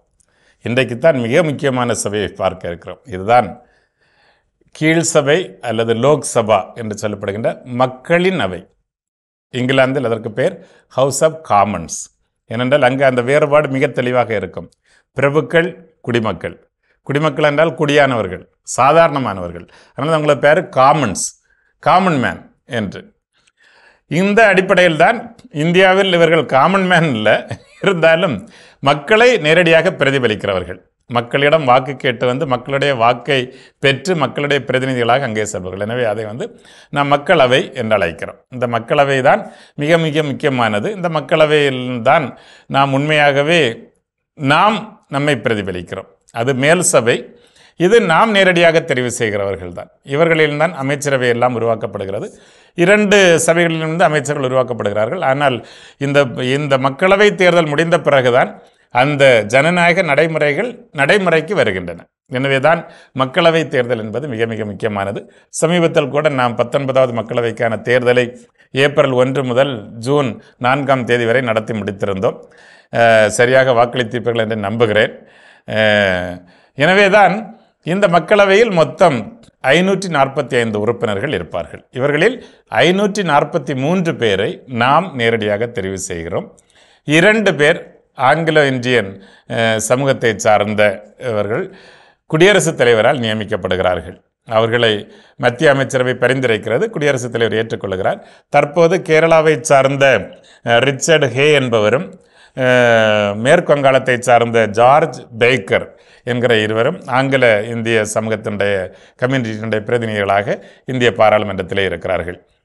இந்த 545 பேரும் மிக முக்கியமானவர்கள். இவர்களுடைய செயல்பாட்டில்தான் இந்தியாவுடைய தனித்துவம் விளங்குகிறது. இவர்கள்தான் நம்முடைய தலையெழுத்தை தீர்மானிக்கக்கூடியவர்கள். இவர்கள்தான் 5 ஆண்டுகள் நம்முடைய வாக்கை பெற்றுக்கொண்டு நம்முடைய நலனுக்காக உழைக்கக்கூடியவர்கள். இந்த நாடு நன்றாக இருக்கிறதா மோசமாக இருக்கிறதா என்கிற ரிப்போர்ட் கார்டு நீங்கள் இதை தயாரிச்சுங்க. நீங்களே தயாரித்து பார்த்துட்டு இது எதுல எல்லாம் நல்லா இல்லை அப்படின்னு சொன்னால் அதில் பெரும் பொறுப்பு இவர்களுக்கு இருக்கிறது, மீதி பொறுப்பெல்லாம் அவர்களை தெரிவு செய்த உங்களுக்கு இருக்கிறது. இதுதான் உண்மை. நம்முடைய கைகளை கழுவி விட்டால் போதாது. அழகாக சொல்லார்கள், பிலாத்து கைகளை கழுவினான், அவன் கைகள் சுத்தமானது ஆனால் மனம் அழுக்கானது. அது மாதிரி ஓட்டு போட்ட உடனே ஏன் கை சுத்தமாயிருச்சுன்னு நம்ம நினைக்க முடியாது. நல்லவர்களை தேர்ந்தெடுக்கவில்லை என்றால் நம் மனம் அழுக்காக இருக்கிறது என்பதுதான் பொருளாக இருக்கிறது. எனவே அதை நாம் ஒரு பொழுது மறந்து விடக்கூடாது. எனவே இந்த மாநிலங்களின் மக்கள் தொகை அடிப்படையில் தான் இந்த பிரதிநிதிகள் தெரிவு செய்யப்படுகிறார்கள். அதற்கேற்ப மாநிலங்கள் மக்கள் தொகைக்கு ஏற்ப அந்த எண்ணிக்கை வேறுபடுகிறது. குறிப்பாக தமிழகத்தில் 39 எம்பிக்களை நாம் தெரிவு செய்கிறோம். உத்தரப்பிரதேசத்தில் 80 எம்பிக்களை அவர்கள் தெரிவு செய்கிறார்கள். எனவே மாநிலங்களுக்கு மாநிலங்கள் இந்த எண்ணிக்கை வேறுபடுகிறது. ஆனால் நோக்கம் எல்லாம் ஒன்றே தான். இந்த நாடு மக்கள் பிரதிநிதிகளால் ஆளப்பட வேண்டும் என்று அரசியலமைப்பு சட்டம் அறுதியிட்டு கூறுகிற ஒரே காரணத்தினால்தான் நாம் இவர்களை தேர்ந்தெடுக்கிறோம். 5 ஆண்டுகளுக்கு ஒரு முறை நடைபெறுகின்ற ஜனநாயக தேர்தல் திருவிழா என்று வர்ணிக்கப்படக்கூடிய இந்த திருவிழாவிலே நாம் பங்கு பெறுகிறோம். ஆனால் அந்த திருவிழாவினுடைய முடிவில் மகிழ்ச்சி பொங்குகிறதா அல்லது வருத்தம் பொங்குகிறதா என்பது நாம் தேர்ந்தெடுக்கிற நபர்களினுடைய தன்மையை பொறுத்து அமைந்திருக்கிறது. எனவே அந்த அடிப்படையில் நாம் சிந்தித்து பார்ப்போம். இவர்களை நாம் தேர்ந்தெடுப்பதில் நாம் சரியாக அக்கறை செலுத்தியிருந்தோம் என்றால் கண்டிப்பாக நம்முடைய தலைமுறைகள் சுபிட்சமாக வாழ முடியும். இந்த நாட்டினுடைய மக்களாட்சி நீடிக்க முடியும். இந்த நாடு தொடர்ந்து சமத்துவம் சகோதரத்துவம் பூத்து குலுங்குகின்ற ஒரு பூங்காவாக இருக்க முடியும். இந்த நாட்டினுடைய பன்முகத்தன்மை பாதுகாக்கப்படும். இந்த நாட்டில் சாதியினுடைய பெயரால், சமயத்தினுடைய பெயரால், மதத்தின் மொழியினுடைய பெயரால் எல்லாம் சண்டைகள் இருக்காது. மாறாக நாம் எல்லோரும் ஒற்றுமையோடும் உறுதியோடும் நேர்மையோடும் வாழக்கூடிய ஒரு நல்ல நாட்டை உருவாக்குகின்ற பொறுப்பு இருக்கிறது. அதில் பெரும் பொறுப்பு நம்முடையது என்பதை உணர்ந்தவர்களாக நாம் மாறுகிற பொழுது கண்டிப்பாக தலை நிமிர்ந்து நம்மால் நடக்க முடியும். அப்படிப்பட்ட ஒரு நாளுக்காக காத்திருக்கிறேன். உங்கள் அனைவருக்கும் இந்த நாள் இனிய நாளாக அமைய வாழ்த்துகிறேன். நன்றி, வணக்கம். சிறப்பு அருமையான இந்தியராகி நாம் பகுதி பார்த்துட்டோம். அதோட இன்னைக்கு நம்ம பேசிட்டு இருக்கிறோம் வாழ்வில் கிடைக்கக்கூடிய வாய்ப்புகளை வெறி கொண்டு வெற்றியாக மாற்றுவதற்கு செய்ய வேண்டிய செயல்கள் அடுத்ததான். எஸ், இந்த வெறி கொண்டு நம்ம அந்த பசி வேட்கைன்னு சொல்லுவாங்க இல்லையா, அந்த வெற்றி வர வரைக்கும் நம்ம அதுக்காக தொடர்ந்து உழைத்து கொண்டே இருப்போம்.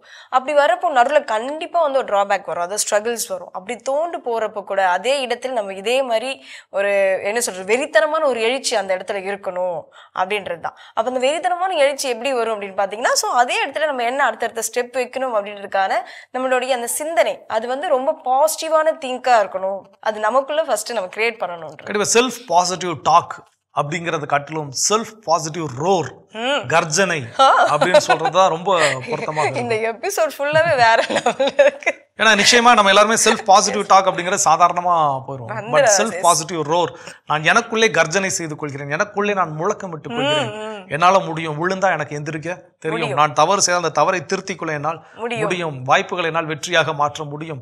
சோ இந்த பாசிட்டிவ் டாக் ரொம்ப ரொம்ப ஒரே ஒரு வார்த்தை தான், என்னால் முடியும் அப்படின்னு சொன்னா. கண்டிப்பா இப்ப இதை சொல்லுகின்ற பொழுது நம்ம முன்னாள் கிரிக்கெட் அணியினுடைய கேப்டன் கூல் அப்படின்னு சொல்லக்கூடிய மகேந்திர சிங் தோனியுடைய ஒரு லைஃப் பயோ வந்துச்சு, எல்லாரும் பார்த்தோம், untold story of MS Dhoni அப்படின்னு சொல்லி.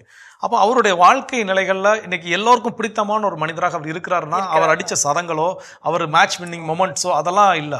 அவருடைய வாழ்க்கையில் கடந்து வந்த பாதைகள் இன்று என்னுடைய வாழ்க்கையில் நான் கடக்கக்கூடிய பாதையோடு என்ன ஆகுது, ஒத்து போகுது. நம்ம அவரோட ஒவ்வொருத்தரும் கம்பேர் பண்ணிக்கலாம். அப்போ சாதித்த சாதனை அவர் மட்டும் இல்லை, எல்லா சாதனையோட லைஃப்லையுமே அவங்களுடைய லைஃப் ஹிஸ்டரி எடுத்து பார்த்தீங்கன்னா இன்னைக்கு நாம கடக்கக்கூடிய சூழலோடு அதை ஒப்பிட்டு பார்க்க நம்மால் முடியும். அதனாலதான் அவங்க நமக்கு ரொம்ப பிடிச்சவங்க என்ன பண்ணிடுறாங்க, நமக்குள்ள ஒருவனா எப்பொழுது ஒரு ஹீரோ மாறுறாங்க அப்படின்னா நம்ம கடந்து வந்த பாதையை அவங்களும் கடந்திருக்காங்களே அப்படின்னு தெரியும் போதுதான். அப்போ அந்த ஒரு விஷயத்தை நான் முன்வாழ்க்கி கொள்கின்ற பொழுது அவங்க கிட்ட வந்து அதே செல்ஃப் பாசிட்டிவ் டாக், அதே செல்ஃப் பாசிட்டிவ் ரோர் எனக்குள்ளே என்ன பண்ணணும் இருக்கணும். அந்த படத்துல வந்து ஒரு அருமையான காட்சி அமைப்பு, ஒரு ரயில்வே தண்டவாளத்துல வந்து ரயில்வே பிளாட்ஃபார்ம்ல அவங்க உட்காந்துருப்பாரு. அப்போ அங்க அவருடைய ஒரு சீனியர் கேட்பாரு, என் லைஃப் இப்படியோ போயிருமோன்னு எனக்கு பயமா இருக்கா சார் அப்படிங்கிறப்ப அவர் சொல்லக்கூடிய விஷயம் ஒரு எளிமையான ஒரு உதாரணம். அவருக்கு ஏற்ற மாதிரியே சொல்லுவார், ஒரு பவுன்சர் போட்டா என்ன பண்ணுவேன், குனிஞ்சுக்குவேன், ஒரு ஃபுல் டாஸ் வந்து என்ன பண்ணுவேன், இறங்கி வந்து அடிப்பேன்.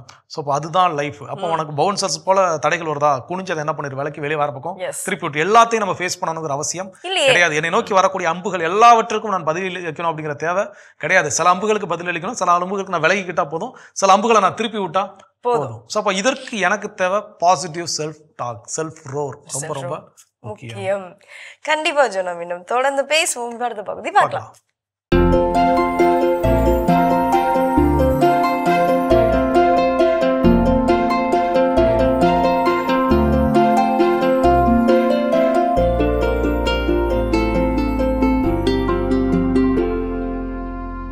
அனைவருக்கும் வணக்கம். இன்றைய பதிவில் நம்ம பார்க்க போகிற ரொம்பவும் முக்கியமான விஷயம் என்ன அப்படின்னு சொன்னால், கடலை விதைகள் தேர்வு. வரப்போகிறது வடகிழக்கு பருவமழை. அது முடிஞ்சு மார்கழி பட்டத்தில் அப்போ இருந்து ஆரம்பித்து அதிலிருந்து அல்லது ஐப்பசியில் பாதியில் கூட, ஐப்பசி 15 தேதி மார்கழி இந்த காலத்தில் நம்ம போட வேண்டிய ரொம்ப ரொம்ப முக்கியமான பயிர்கள். அந்த நிலக்கடலையில் ரொம்ப முக்கியமானது என்னென்னா, முக்கியமான விதை தேர்வு. அந்த விதைகளில் நான் சொல்லக்கூடிய ஒரு சில விதைகளை நீங்கள் குறித்து வச்சுக்கோங்க. உங்களுடைய நிலத்துக்கு ஏற்ற மாதிரி இந்த விதைகளை வாங்கிக்கோங்க. நம்ம தமிழ்நாட்டு கடலை அப்படின்னு சொன்னால் விஆர்ஐ 10, அப்படி இல்லைன்னா TMV 14. இது ரெண்டும் நம்ம ஊரோட ரகங்க. விஆர்ஐ 10ங்கிறது கொட்டை கொட்டையாக இருக்கும், நம்ம மிக்சரில் எல்லாம் போட்டிருக்காங்க இல்லைங்களா, அந்த கடலை. TMV 14ங்கிறது கொஞ்சம் மீடியம் சைஸில் இருக்கும். இது ரெண்டுமே, அந்த விஆர்ஐ 10 வந்து சாப்பிட்றதுக்கு, இந்த TMV 14 எண்ணெய்க்கும் ஆகும், சாப்பிடவும் ஆகும். இது தமிழ்நாட்டு கடலை. ஆனால் இது வந்து ஒரு ஏக்கருக்கு உத்தேசமாக 800 கிலோலேருந்து 1000 கிலோ வரலும் நம்மளுடைய பராமரிப்பை பொறுத்து விளைச்சல் கிடைக்கும். ஓகேங்களா? இது தமிழ்நாட்டு கடலை. எங்கே கிடைக்கும்? பக்கத்தில் இருக்கக்கூடிய வேளாண்மை துறை அந்த அலுவலகங்களில் போய் கேட்டிங்கன்னா கிடைக்கும். அல்லது பக்கத்தில் இருக்க மில்லுகளில் கேட்டால், எண்ணெய் ஆட்டுற மில் இருக்குது பார்த்தீங்களா, அவங்கள கேட்டால் தருவாங்க.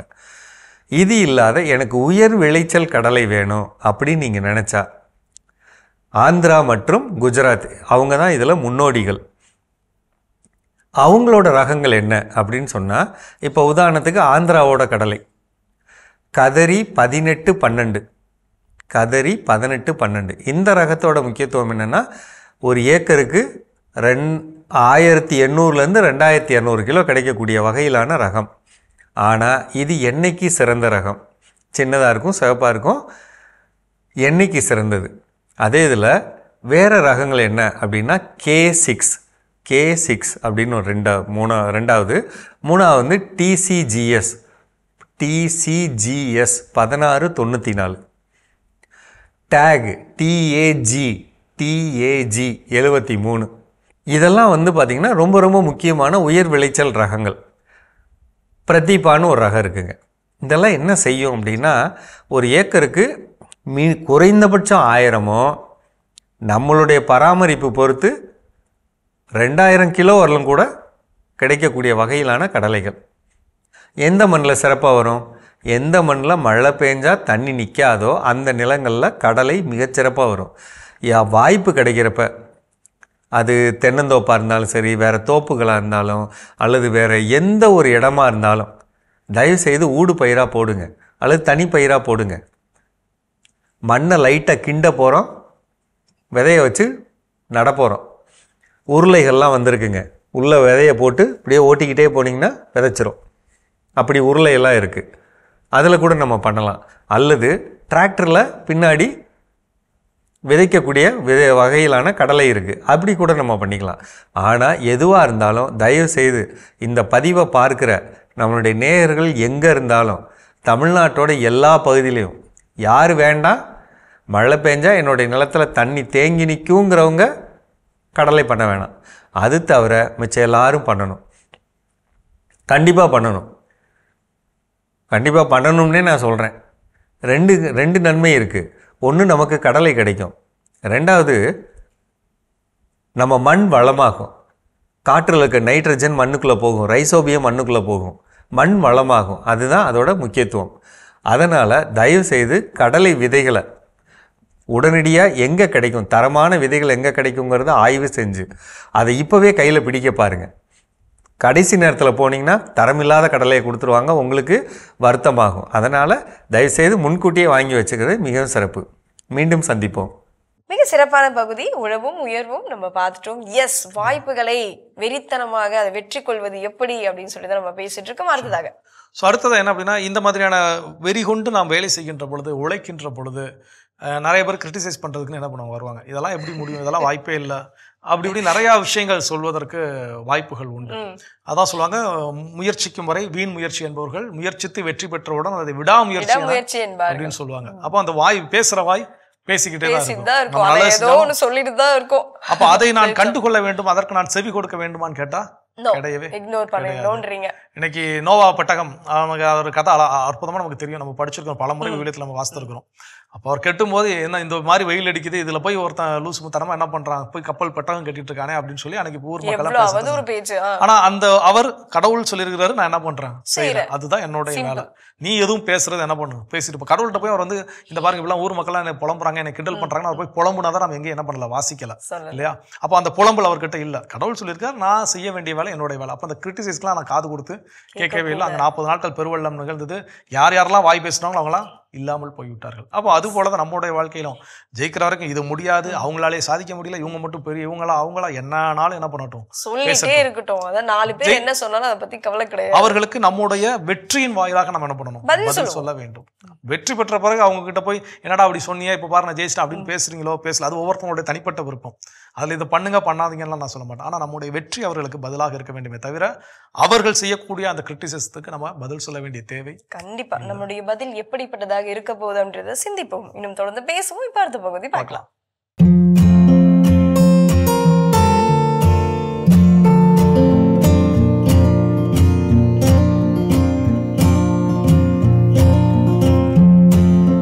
அன்பான மாதா தொலைக்காட்சி நேயர்களுக்கு வணக்கம். இன்றைய நிகழ்ச்சியில் நம்ம பிசிஓடி பற்றியும் ஃபைப்ராய்டு யூட்ரஸ் பற்றியும் பார்க்கலாம். இன்றைக்கி பெண்கள் அப்படின்னு எடுத்துட்டாலே பருவத்துக்கு வந்த உடனே நம்ம பார்க்குறோம், இர்ரெகுலர் பீரியடா, கரெக்டாக இருக்கா, ஒபிசிட்டி இருக்கா, இல்லை பீரியடில் என்ன பிரச்சனை அப்படின்னா, இப்போ சிலருக்கு அதிக இரத்தப்போக்கு இருக்கும், சிலருக்கு டெய்லி ஸ்பாட்டிங் மாதிரி ரத்த கசிவு லேசாக இருந்துட்டு இரிட்டேட்டிங்காக இருக்கும், சிலருக்கு பீரியடு வராது, 3 மாதம் 6 மாதங்கள் ஆனாலும் வராது, மெடிசன் எடுத்தால் வரும், இல்லை சிலருக்கு மெடிசன் எடுத்தால் கூட வராது. இந்த சூழலில் தான் நம்ம மருத்துவரை நீங்கள் அணுகுறீங்க. அப்போ நம்ம செக் பண்ணுறோம். இல்லைன்னா வெயிட்டு போடும், புரியுதுங்களா. தேவையற்ற இடங்களில் உடம்புல முடி வளர்ச்சி காணப்படும், முகத்தில், அப்புறம் அந்த அடி மீசை மாதிரி கையில் உடம்புல எல்லாம் முடி நிறைய இருக்கும். அது பெண்களுக்கு நீங்கள் பார்த்தீங்கன்னா கஷ்டமாக இருக்கும், மன வருத்தமும் இருக்கும். அப்போ நம்ம என்ன பண்ணுறீங்க, நீங்கள் டாக்டர்கிட்ட வரீங்க, உடனே நம்ம ஸ்கேன் பண்ணி பார்க்குறோம். ஸ்கேன் பண்ணி பார்க்கும்போது உங்களுக்கு பிசிஓடி, அதாவது சினைப்பையில் நீர்க்கட்டி அல்லது சினைப்பையில் நீர்க்கட்டிகள் 2 சைடும் இருக்கலாம், லெஃப்ட்டு ரைட்டு, இல்லை ஏதாவது ஒரு சைடு எப்படினாலும் இருக்கலாம். இதனால் உபாதைகள் என்னன்னா irregular period or over bleeding or daily spotting மாதிரி, அல்லது பீரியடு வராது, வந்தால் நிற்காது, 15 நாள் 20 நாள் 40 நாள் 45 நாள் கூட ஓவர் ப்ளீட் ஆகிட்டு இருக்கோம். பீரியடு வரல, அதுவே நல்லா இருந்துச்சு, வந்து இப்படி படுத்துதேன்னு வருத்தப்படக்கூடிய உடல் பலகீனம், அனிமிக்கு, சோர்வு, வீட்டில் இருக்கிறவங்க பேஷண்ட்டு எல்லாரும் டென்ஷன் ஆகிடுவாங்க.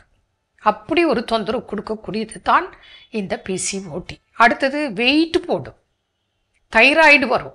இதெல்லாம் காரணம் ஹார்மோனல் இம்பேலன்ஸ். இதுக்கு என்ன காரணம்னா நம்மளோட மனநிலை, உடல்நிலை, நம்மளோட சுற்றுப்புற சூழல், நம்ம சாப்பிடக்கூடிய உணவுகள், இதனால தான் வருது. இதையெல்லாம் கரெக்டாக நம்ம பண்ணோம்னா வரவே வராது. வந்துருச்சு, அப்போவாவது நம்ம விழிப்பு நிலையிலிருந்து இதுக்கு என்ன செய்யணும்.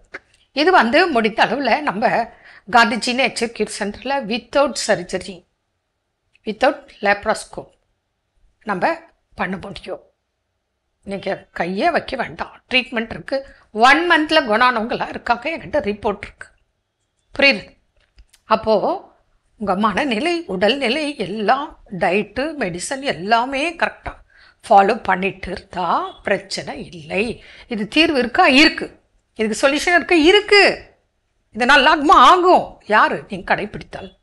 புரிஞ்சுக்கிட்டீங்களா? இது ஒரு சப்ஜெக்ட். அடுத்தது ஃபைப்ராய்டு யூட்ரஸ். சரி, இந்த பிசிஓடினாலேயே என்ன பிரச்சனை? இப்போது பிஃபோர் மேரேஜ் இது ஒரு பெரிய விஷயம். என்னென்னா உடல் பருமன், இர்ரெகுலர் பீரியட், இந்த பாதிப்பு தெரியும். ஆஃப்டர் மேரேஜ் கன்சீவ் ஆகாது. கன்சீவ் ஆகிறதுக்கு பிசிஓடி ஒரு மெயின் ட்ராபேக். அப்போது குழந்தையின்மைக்கு காரணம் நீர்க்கட்டி, புரியுறதா? அப்போது அது நம்ம சரி பண்ணால் தான் உங்களுக்கு அங்கே கன்சீவ் ஆகிறதுக்கு வாய்ப்பு.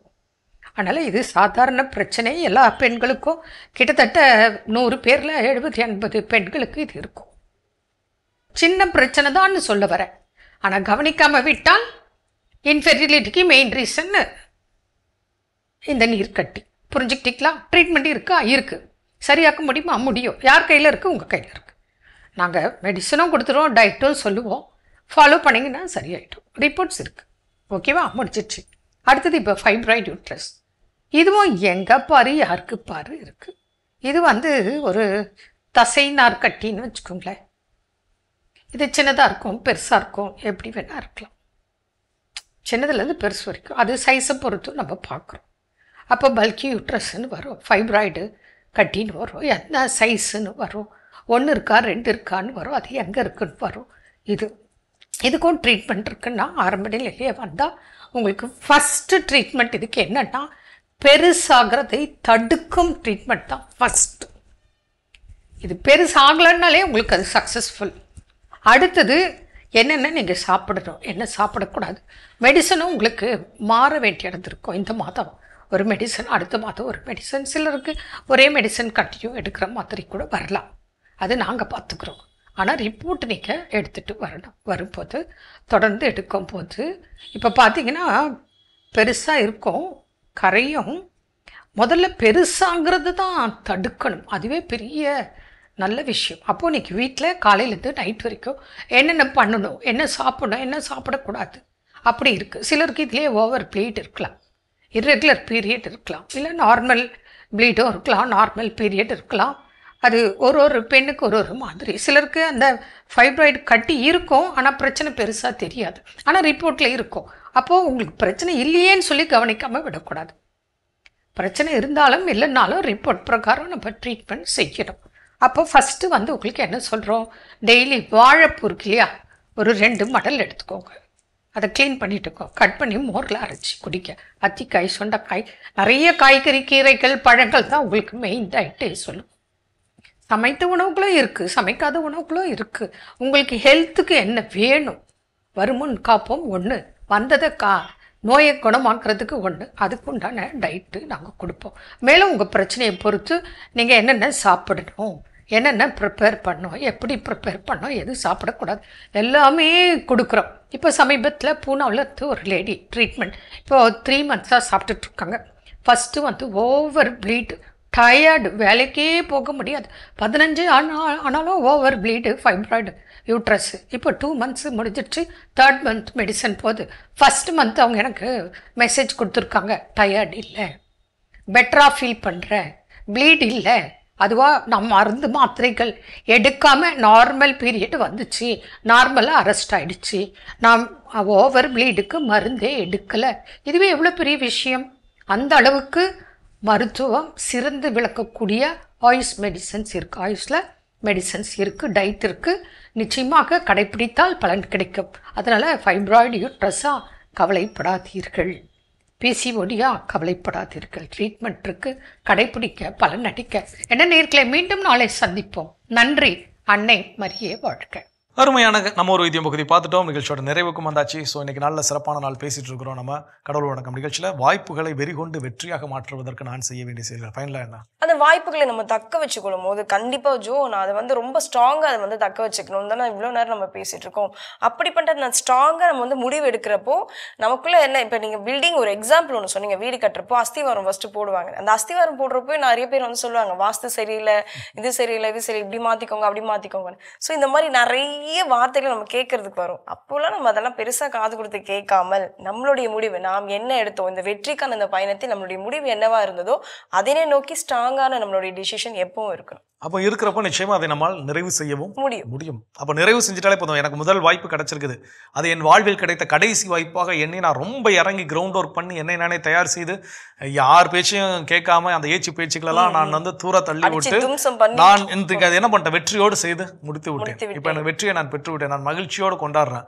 அடுத்த வாய்ப்பு ஆட்டோமேட்டிக்காக என்னை தேடி வரும். ஏன் அப்படின்னா, ஓகே இவர் ஏற்கனவே ஒரு வேலையை செஞ்சிருக்கிறாரு, திரும்ப இவருக்கு என்ன பண்ண முடியும், வாய்ப்பு நம்மால் கொடுக்க முடியும். ஸோ அப்போ அந்த முதல் வாய்ப்பை எந்த அளவுக்கு நம்ம இறங்கி கிரவுண்ட் ஒர்க் பண்ணி வின் பண்ணுறோம், அது ரொம்ப முக்கியம். அது நமக்கான அடுத்த வாய்ப்புகளை பெற்றுத்தரும். ஓகே, அடுத்த வாய்ப்பு தான் கிடைச்சிருச்சுல, அதில் அசம்பந்தமாக இருந்துடலாமான்னு கேட்டால் அதுவும் கிடையாது. அதான் சொல்லுவாங்க, வெற்றி பெறும் வரை குதிரையின் வேகத்தில் ஓடுங்கள், வெற்றி பெற்றவுடன் குதிரையை காட்டிலும் வேகமாக ஓடுங்கள். அப்படின்னா தான் அந்த வெற்றி நம்மகிட்ட என்ன பண்ணும், எப்பவுமே இருக்கும், தக்க வச்சுக்க முடியும். ஸோ அது ரொம்ப ரொம்ப முக்கியம். ஸோ சிறப்பான நாள், சிறப்பான சிந்தனை, கண்டிப்பாக அதை வாழ்க்கையில் பயன்படுத்துவோம். கடவுளுக்கு நன்றி சொல்லி இன்னைக்கு நாளில் யாரெல்லாம் விழா கொண்டாடுறாங்கன்னு பார்க்கலாம். அதில் இன்னைக்கு குறிப்பாக வந்து நம்முடைய மாதா தொலைக்காட்சியுடைய முன்னாள் தலைவர், சேலம் மறை மாவட்டத்துடைய ஓய்வு நிலை ஆயர் மேதகு சிங்கராயர் அவர்கள் ஆயராக திருநிலைப்படுத்தப்பட்ட நாளை இன்னைக்கு கொண்டாடுறாரு. ஸோ ஆயர் அவர்களுக்காக நம்ம தெரிவித்துக் கொள்ளலாம். அவரோடு இணைந்து எனக்கு யாரெல்லாம் விழா கொண்டாடுறாங்க பார்க்கலாம்.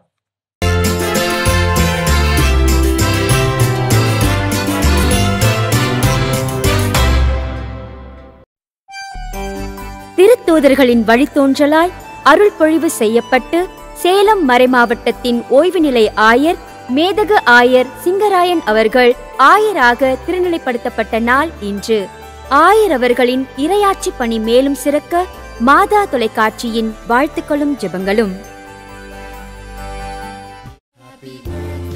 டெரிக் அட்ஜியன் இன்று தனது 2ஆம் ஆண்டு பிறந்த நாளினை கொண்டாடுகிறார். இவரை வாழ்த்துபவர்கள் அப்பா மைக்கேல் எல்சின், அம்மா கார்லைன் சாரோ, தாத்தாக்கள், பாட்டிகள், குடும்பத்தினர், உறவினர்கள் மற்றும் நண்பர்கள். ரெமோனா டேனியல் இன்று தனது பிறந்த நாளினை கொண்டாடுகிறார். இவரை வாழ்த்துபவர்கள் ரெஜினா, சகோதரிகள், சகோதரர்கள், குடும்பத்தினர், உறவினர்கள் மற்றும் நண்பர்கள். ஷியோன் மேத்யூ இன்று தனது 1ஆம் ஆண்டு பிறந்த நாளினை கொண்டாடுகிறார். இவரை வாழ்த்துபவர்கள் அப்பா தினேஷ், அம்மா மேக்தலின், தாத்தா, பாட்டிகள், குடும்பத்தினர், உறவினர்கள் மற்றும் நண்பர்கள். இவானா மரிஜோ இன்று தனது பிறந்த நாளினை கொண்டாடுகிறார். இவரை வாழ்த்துபவர்கள் அப்பா ஞானசுந்தரம், அம்மா மெபிலா ஜோன்சி, அண்ணன் ஜெஃப்ரி, தாத்தாக்கள் செல்வராஜ், பொன்ராஜ், பாட்டிகள் உமா, சுந்தரி, குடும்பத்தினர், உறவினர்கள் மற்றும் நண்பர்கள். நிலானா இன்று தனது பிறந்த நாளினை கொண்டாடுகிறார். இவரை வாழ்த்துபவர்கள் அப்பா, அம்மா, தாத்தா, பாட்டி, காணிக்கேராஜ், காலிஸ், குடும்பத்தினர், உறவினர்கள் மற்றும் நண்பர்கள். ஜெராட் இன்று தனது 6ஆம் ஆண்டு பிறந்த நாளினை கொண்டாடுகிறார். இவரை வாழ்த்துபவர்கள் அப்பா, அம்மா, தாத்தாக்கள், பாட்டிகள், மாமா, மாமி, அத்தை, குடும்பத்தினர், உறவினர்கள் மற்றும் நண்பர்கள். இன்று விழா காணும் உங்கள் அனைவருக்கும் இறைவன் தரக்கூடிய அன்பான பரிசு திருப்பாடல் 91:11. நீர் செல்லும் இடமெல்லாம் உம்மை காக்கும்படி தம் தூதருக்கு அவர் கட்டளையிடுவார். இந்த இறையாசையோடு நீங்கள் வாழ நாங்கள் ஜெபிக்கிறோம். அன்பானவர்களை, வாய்ப்புகளை பயன்படுத்துவோம், வாழ்வில் வெற்றி பெறுவோம் என்ற இந்த சிந்தனையோடு இன்றைய கடவுள் வணக்கம் நிகழ்ச்சியை நாங்கள் நிறைவு செய்கிறோம். இந்த நாளும் இனிய நாளாக அமைய மாதா தொலைக்காட்சியின் வாழ்த்துக்களும் ஜெபங்களும். மீண்டும் உங்கள் அனைவரையும் கடவுள் வணக்கம் நிகழ்ச்சியில் சந்திக்கும் வரை உங்களிடமிருந்து விடைபெறுகிறோம். இயேசுவுக்கே புகழ், மரியே வாழ்க. நீ ஆர்ட்ஸ் தானடா படிச்ச, எப்படி ஐடில வேலை பார்க்குற? எந்த டிகிரினாலும் பரவாயில்லண்ணா. சென்னையில் இருக்க எஸ்எல்ஏ ஐடி ட்ரைனிங் இன்ஸ்டியூட் தான் நான் ட்ரைனிங் எடுத்தேன். மாதம் 30,000 சம்பாதிக்கிறேன். சூப்பர்டா. For IT training and placement, contact 8870767784.